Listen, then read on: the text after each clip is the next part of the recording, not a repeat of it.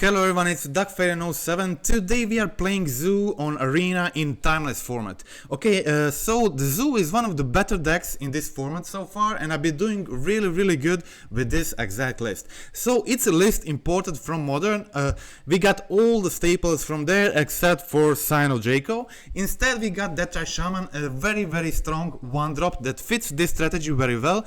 It can allow you to start double spelling from turn 2, just putting the threat and holding the interaction as early as turn 2 and in the later turns, of course, and also in the mid game and the late game. It allows you to use the exile ability to either gain life or make your opponent lose life. So it's a very efficient threat that does a lot of passive hate against a lot of decks. You can hate on your opponent's graveyard with Kavu and Shaman, have so many easy ways to remove Uro from opponent's graveyard or to deal with their Delirium, even pre-board.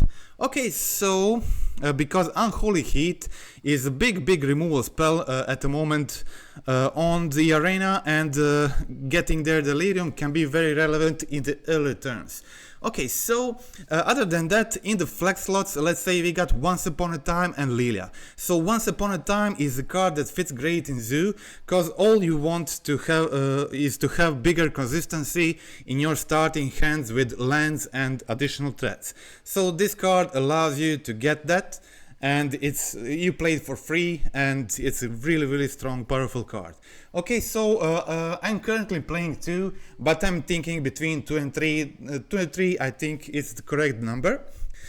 So far I'm playing 2 and I like it. Okay, Laelia, I think since I'm already playing Once Upon a Time, I would like for that additional flex slot to be creature if possible.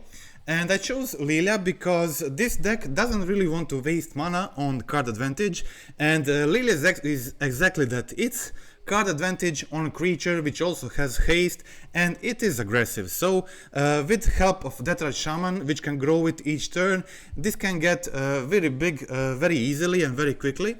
And also it's another creature that can support a Stubborn Denial. So this is the setup I like the most for now, and I've been having really good success. Okay, so on the sideboard we got some additional counter spells in Pierce Reprieve.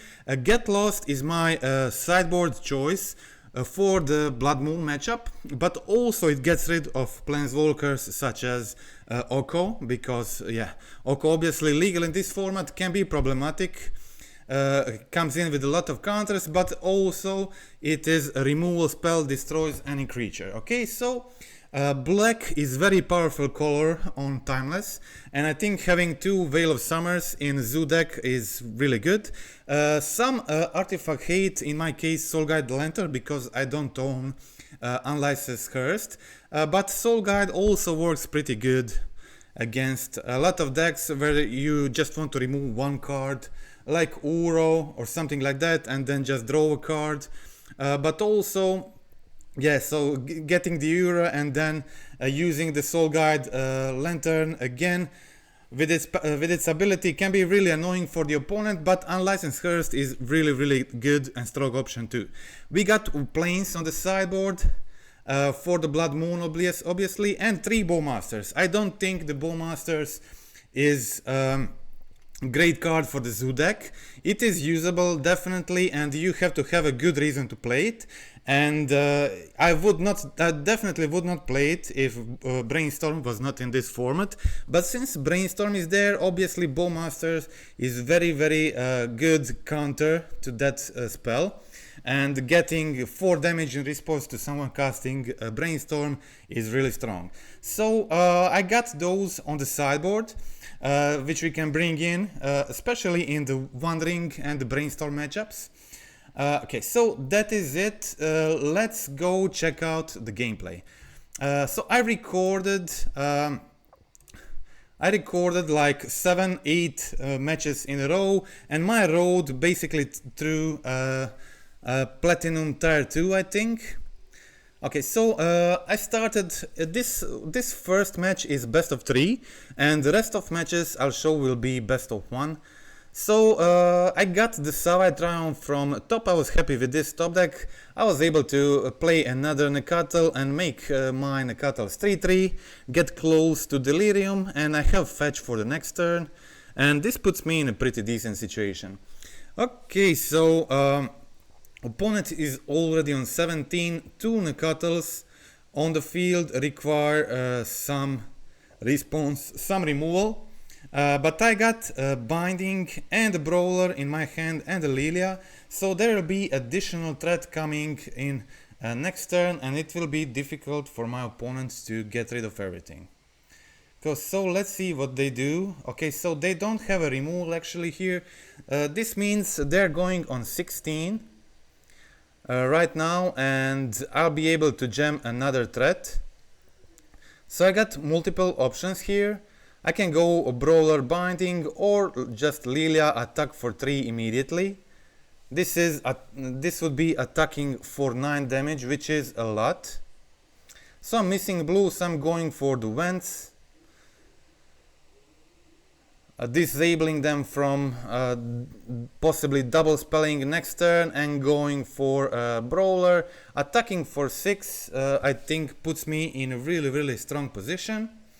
Next turn I already have Lethal on board, but they don't know that I'll be also attacking with Laelia, which is additional 3 damage. So looking kind of as an almost impossible situation for my opponent. Opponent plays the Glissa Sunslayer, but that is not nearly good enough. And yeah, so I'm just able to bolt the Glissa, going with everything, and that is the game.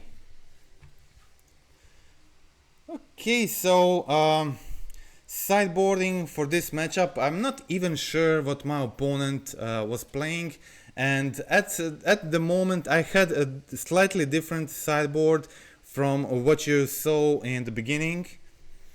Yeah, so I settled for this sideboard I showed in the beginning of the video as my final for this meta game. I think Unmoored Ego doesn't have enough of matchups where it's currently useful, but I think in the future there will be more and more of the matchups where it could be useful. Hiretsugu also, it's a very strong card, but at the moment it's good. I think Hiretsugu is great against Shadow decks. So if Shadow becomes like really prevalent in the metagame, I think the card that gets rid of all their strong 1-mana creatures like DRC, Death Shadow, Deathrite Shaman, Ragavan, they play a bunch of 1-drops. And then after removing the graveyard, which is effective against their heat, DRC, whatever, I think this is like a great card to have on the sideboard. Okay, so let's check out game 2. So I kept here a good 7. 1-drop, 2-drop, removal, Laelia, a lot of good cards. Okay, so opponent is playing first in this one. They started off with a Halfling, and I get another land from top. So I decide, I have 2 1-drops, but I decide to start with Ragavan. I can't use my removal at the moment.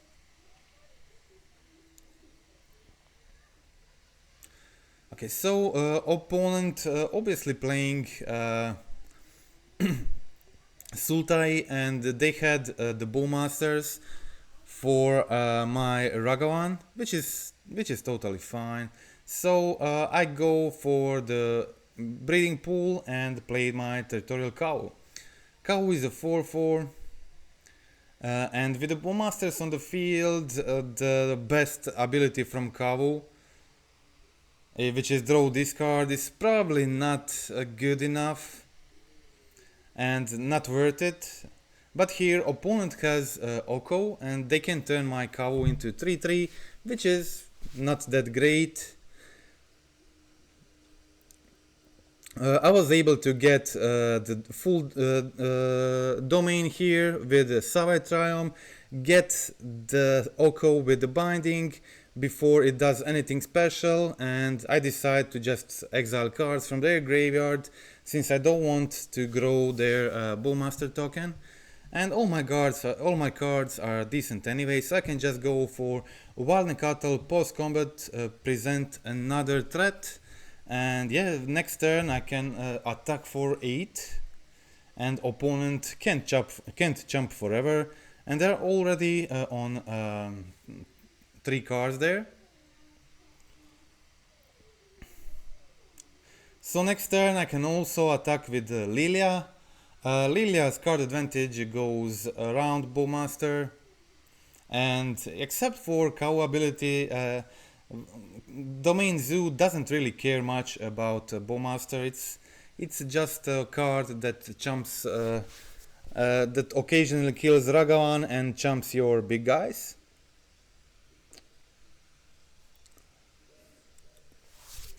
Okay, so opponent going for the Brainstorm there, and yeah, so they go for they pass the turn. Okay, here I had some options. If I go for the Veil of Summer, of course, then I draw a card, they do the Bowmaster ping, but since I'm getting a lot of value from the Veil of Summer, I don't care that much about the Bowmaster ping, so it's totally fine. I go try to resolve my Laelia, and I'm fine if they try to counter or whatever. Okay, opponent goes for a change the equation, and I play the Veil of Summer in response. My opponent doesn't have the black mana, so all my creatures and myself get the hexproof, so they got to target the halfling, but they do get another jumper this turn. They can't kill any of my creatures at the moment, so I just attack with everything. Again, I can't really use the Kavu ability, so to draw this card, so I just exile the card from the graveyard, attack for a lot of damage here, grow my Laelia and pass the turn. It seems like a really bad position for my opponent. Sure, they got to, they only have 1 card in their hand right now. They're able to trade with Laelia, but yeah, it's not great situation for them. But they do find a removal for Kavu, so that's something. Just 1 card for the opponent right now. So opponent attacks, and I top deck the Tribal Flames for a turn. So this means I go for the Wild Nacatl. If they let the damage through, I can just finish them with Tribal Flames. And yeah, Tribal Flames is a really powerful card. So they have a food token to crack before combat. So they know I'm playing Tribal Flames, and they're probably thinking about that. Okay, so here I get Forest, Shaman and Brawler. Obviously I want Brawler in this situation.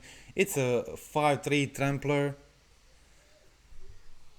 Really a hard threat for them to get rid, and making my lethal very easy for the next turn. Opponent plays the Glissa.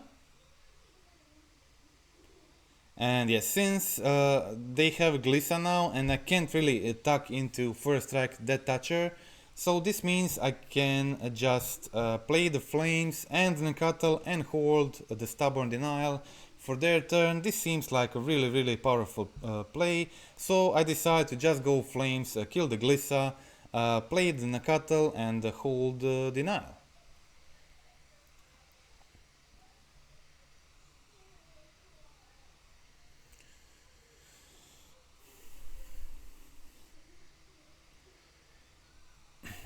Yeah, opponent blocks my Nacatl with everything, so I get to kill 2 of their creatures and deal 5 with Brawler, play another Nacatl, pass the turn. So my opponent definitely needs a top deck to live through this.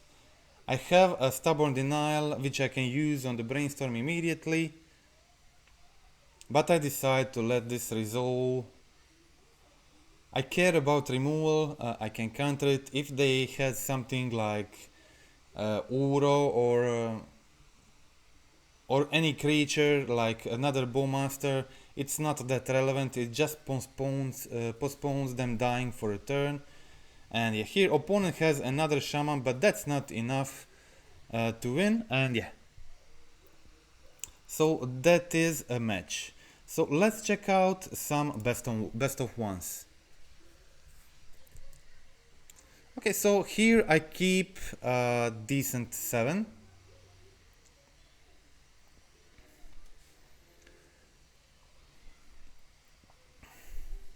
I was not able to, I could play like Temple Garden, but I decided to, I didn't have much to ramp into or any fetches, so I decided just to go for turn 1 Triumph there.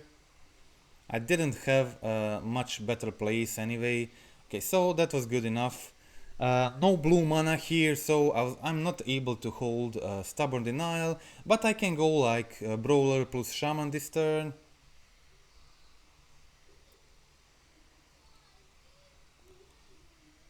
You have to be careful how to tap out though, because obviously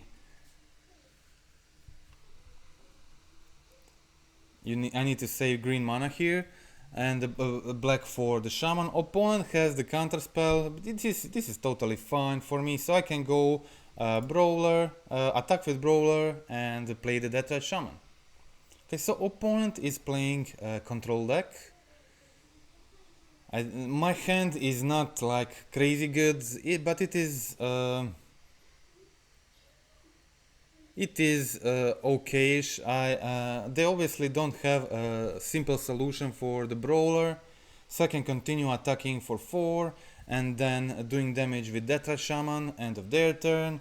Also hold the Stubborn Denial and the Lightning Bolt. I let my opponent draw 2 here.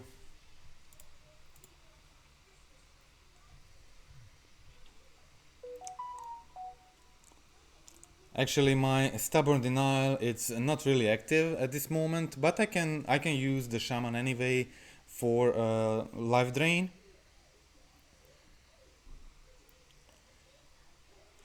I have double bolt and I have double Shaman activation. That is a lot of damage. All of this means they got to respond in some way.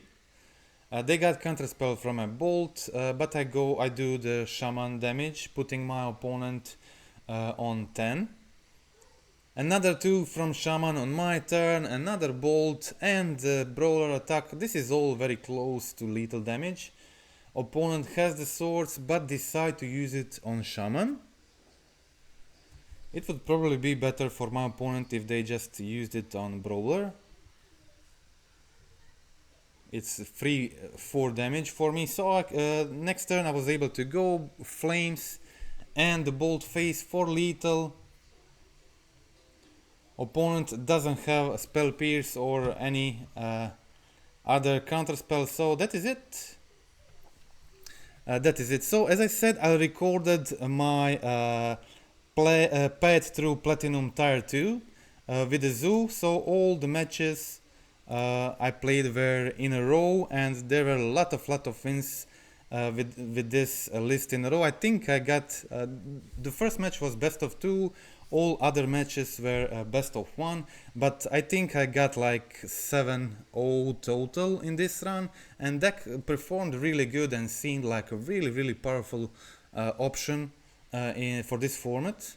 Okay, so playing first, I really like these best of 1 matches. Sometimes I prefer playing best of 2 when I have a lot of time, but if I'm in a hurry, I don't have unlimited time and I'm not sure when I'm be able to start playing. I really like starting these best of 1 matches. They're really quick, especially if you're playing a deck like Zoo, and you can go through a lot of damage, a lot of matches in a short time.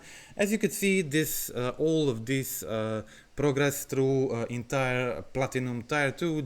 I did it in 30 minutes or something like that, which you will see in this video. So you can really quickly go through these early tiers, Platinum, Diamond, and go to Mythic with this type of deck. I think really quickly, very efficiently, with a lot of wins and a good and really nice win rate. And seeing meta game so far and the results, entire zoo strategy just seems like pretty decent, if not among best options in meta right now. Everybody's playing multicolor decks, a lot of shocking, lot of fetching, and having tribal flames, lightning bolt, and these cheap efficient creatures is really effective in ending the game early and grinding. A lot of these matches you need to win through the early stages to get to the mythic. Okay, so once you are in a mythic, then you can start playing whatever feels best for you, but I think even there Zoo is definitely one of greater options. Okay, so it's a bit late now for Deathrite Shaman. I want it in the first 2 turns, so I've rather just put Wild Nacatl and Brawler on the field right now. Have a lot of threats for the next turn, plus Tribal Flames. This is really high chance of doing lethal. Especially since my opponent has just 2 lands, and they didn't show like they have a removal for Kavu last turn. So even if they kill 2 of my creatures, I can still like do lethal next turn, probably.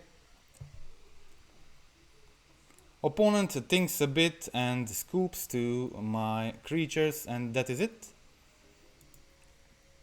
Okay, so let's check out another match. All these matches are pretty quick, and this is actually how it usually works with when you're playing Zoo. Deck is really effective, really powerful in the early turns. So here you can see once upon a time getting that additional, digging for additional threat, and helping me to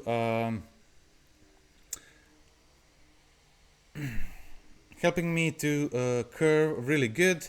So I have Shaman plus Ragavan here. When you're playing first, a chance of Ragavan connecting is too good to skip on it. So I start my turn with Ragavan. Opponent also has Once Upon a Time and finds the Halfling. Opponent doesn't seem to have a removal for Ragavan here. So they just play the Halfling pass the turn. This is great for my hand. I can just go Bolt, Halfling, connect, try to see if I get anything useful from their library. If not, then I can just go for my Brawler. Omnat from the top would be sweet, but unfortunately no mana to cast it yet.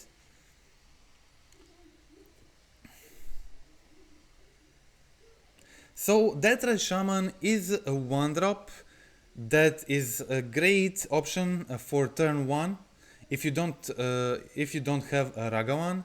If you have Ragavan, you will probably play Ragavan, but Shaman is really good on turn 1 play too, and it's great in the mid game and the late game. So if you don't kill this guy, this means 2 damage each turn for a cheap investment of 1 mana. That is not a lot.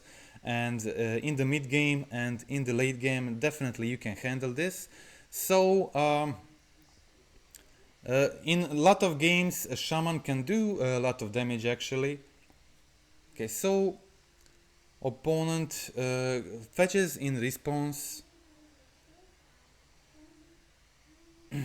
getting the Triome, and I can go pay like 3 mana here, put Jegantha in hand. The auto pay on Arena is pretty sweet, that you can use this to fasten your gameplay a bit. Okay, so opponent is on 12. I have 2 creatures on the field. I have Lightning Bolt. Obviously my opponent's deck plays Uro, plays Omnat, they can gain a lot of life and very quickly.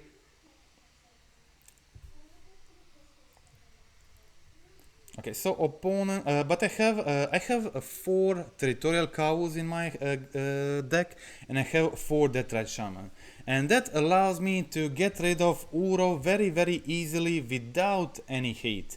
So this is pretty sweet, because yeah, obviously Uro will always be played in the format like this, where it's legal and it has a significant power level, and having 8 very clean answers in your main deck for it, I think that's pretty cool. Also a very cheap, efficient threat, which opponent needs to answer. Okay, as I have multiple options. I can obviously play Jegantha, but what I really want here is get rid of Uro from the graveyard this turn. I really don't want my opponent to be able to play it.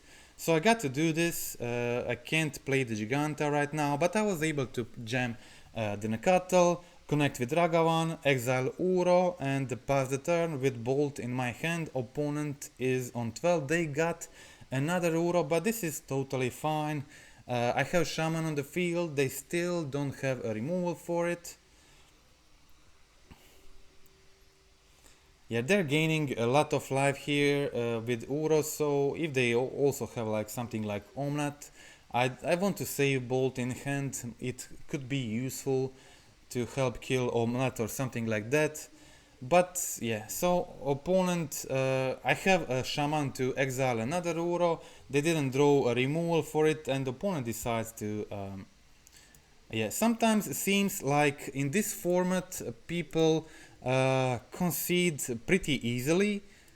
Yeah, and partially that is a reason why I feel like this format is slightly less competitive than when you play MTGO. You will get a lot of easy wins, a lot of concedes, and sometimes doing like 10-0 score won't feel as relevant as you would do it on another client. Okay, here I was able to kill the Shaman, connect with Ragavan, and also like this happens quite a lot. I exiled Llanowar Elf from the top, and this kind of changed my plan.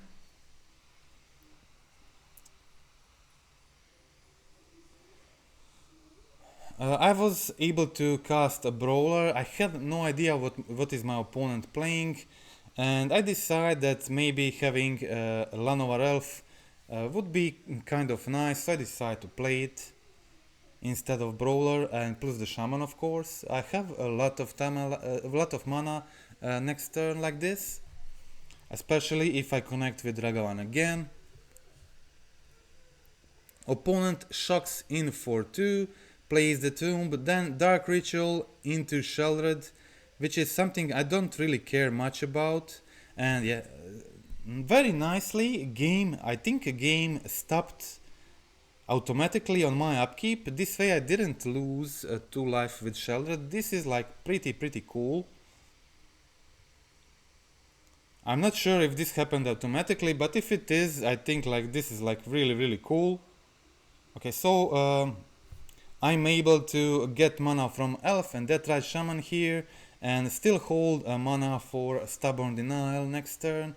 This is a lot of damage on the field for the next turn, plus Stub and Bolt for the next turn. Seems really good. Opponent scoops it up. That is it.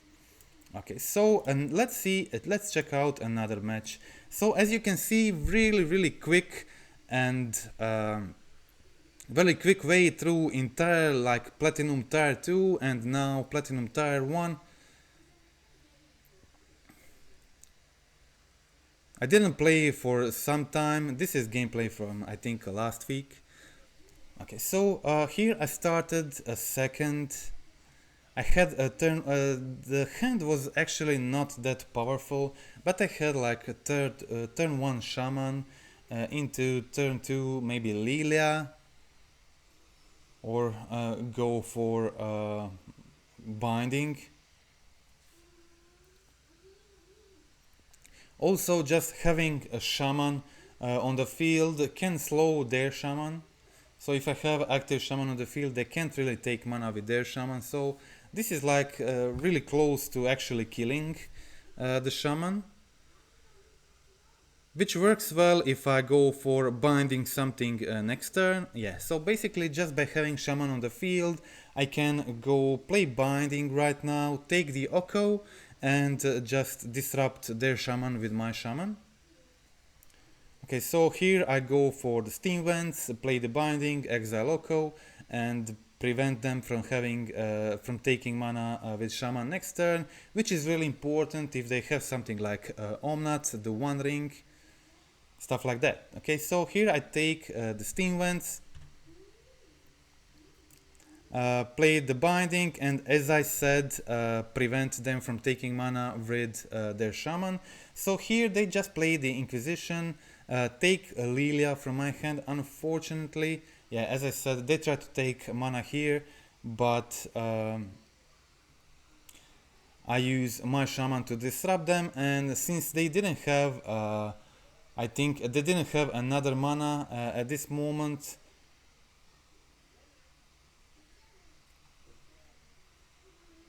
This worked out pretty good for me. Okay, so opponent brainstorming. Opponent brainstorming and didn't find a third land, so this is like a brainstorm lock. And yet I also spent my turn by just drawing another land, putting Jegantha in hand. And yeah, so they just went for another Thoughtseize, another brainstorm. Still looking for the third land. The brainstorm lock played out really good for me. So next turn I was able to find the brawler, cycle the Zagoth Triome, play the brawler, pass the turn. Opponent still struggling with getting lands since they brainstorm locked themselves, and they find fatal push for my brawler. And you sometimes have to be careful about auto tapper here. I find a Laelia here, and Laelia is like really strong in situations like this. It's incredible creature, really powerful, strong, gets you card advantage without any mana investment.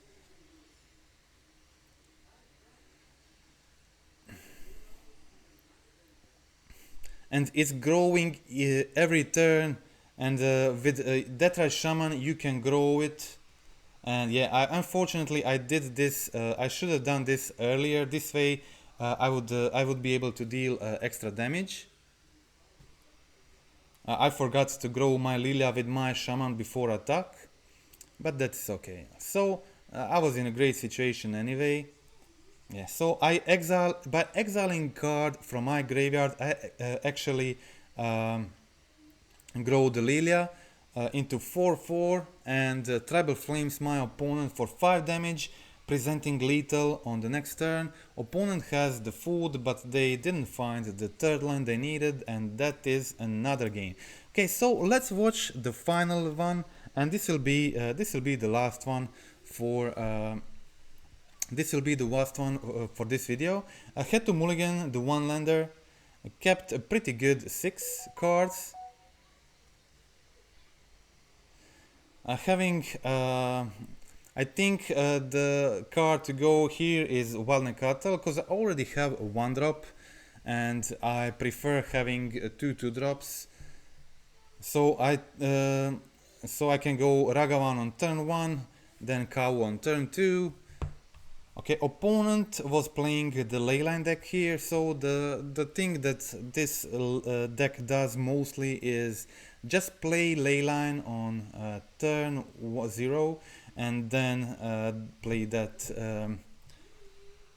arena card to get the creature with converted mana cost less than 4 into play from your deck. In opponent's case, this was Geist of Saint Draft, which is not a big deal for a deck like this. I play a bunch of creatures that can block it without any problems. Okay, so I go for attack with Ragavan. I know what they can have. most of their hits. I'm okay with attacking against most of their hits. So I succeed to connect here. I also find the Mana Tie, which was pretty decent top deck. So this means opponent is not actually able to do anything on this turn because I find their Mana Tie. So I can just play the Territorial Kavu and pass the turn.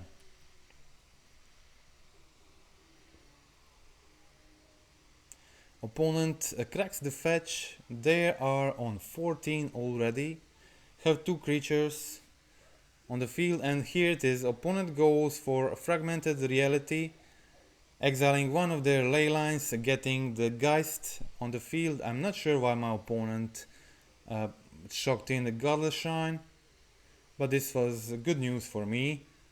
Also Geist enters tapped, so they can't block here.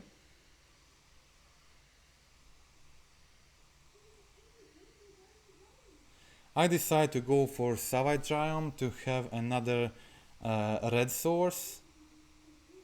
All my cards were pretty good here, so I just exile from the graveyard. Opponent unfortunately has swords, I can't do anything there, but I still connect with Ragavan, which is pretty good. I can also play the Brawler, which is good in blocking the Geist on next turn. So I play the Brawler, pass the turn with holding Leyline Binding. Opponent plays the Griff Boon to give Geist flying, which is not that great against Leyline Binding. So opponent goes for the attacks. I play the Binding to try to take the Griff Boon and be able to attack to block with Brawler. Opponent actually plays the Fragmented Reality on my Binding, and yeah, I mean they connect with Geist here, but that is a lethal swing back. So yeah, not really a good play from the opponent. And as I said, you get a lot of those, a lot of easy wins, because as I said, the format and the wins you get in ranked play doesn't feel very competitive, but still you can get a really good feel about how good your deck is while playing it. With this list I basically had 0 defeats entire time I played it. My untapped companion was not on, unfortunately, when I played it. So I can't show my overall stats, but I know that it was really good. Okay, so I actually saw the overall zoo stats lately on the untapped companion, and I can see that it is one of the top performing decks on Timeless right now, and it's really fast, it's really efficient in climbing the ranked. Getting to Mythic, I think it's very easy with very good win rate, and I think this is definitely among a few very playable competitive lists you can play. There are definitely other ways you can build this deck, but I'm convinced that Once Upon a Time and Laelia are definitely cards that are fit for a list like Domain Zoo. Once Upon a Time, I think 2 or 3 is the correct choice. Laelia is very good, I think among best 3 drops that you can play in this deck.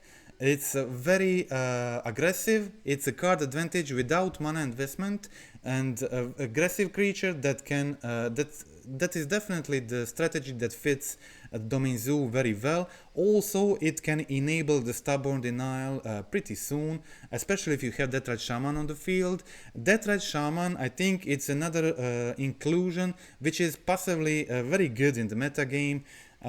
Hates on your opponent's Deathrite Shaman, hates on Uro, enables double spelling as early as turn 2, and I think having also just pinging for 2 every turn or gaining that life can be very efficient, especially if you're playing best of ones. Having a 1 drop every time I think can significantly change your win rate. So if you're playing best of ones and having 12 1-drops in your list, I think this is like a very efficient way to up your win rate. It adds to consistency, to applying pressure early and hating on your opponent's graveyard. I think all these also this stuff I have on the sideboard proved to be very efficiently. Graveyard hate, I said any is good, like Hearse or Lantern. Planes for the planes plus Glad Lost for the Blood Moon matchups. Spell Pierce and Reprieve as additional counters against the combo decks. Veil of Summer, there is a lot of black control type decks, and the Orcish Bowmaster against the Brainstorm decks. I think all of these sideboard slots are very efficient, and the zoo is known of getting a good post board, getting good matchups, even better post board, and getting the bad matchups really in that comfort zone after the post board. And I think this deck can play and win against anything. Okay, so friendly reminder to click like, click subscribe, and tell me how you feel about the flex slots I have in my version of Zoo on Timeless. And yeah, again, thank you for watching, and that is it for today. Goodbye.